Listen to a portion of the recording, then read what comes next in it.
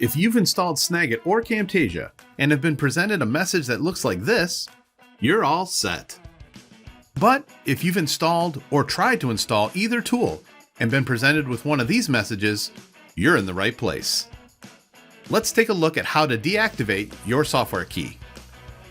First, it's important to note, you do not need to have access to the computer you installed the software on. You only need to have access to the internet. Start by visiting TechSmith.com and logging into your TechSmith account. Choose My Products from the top of the screen.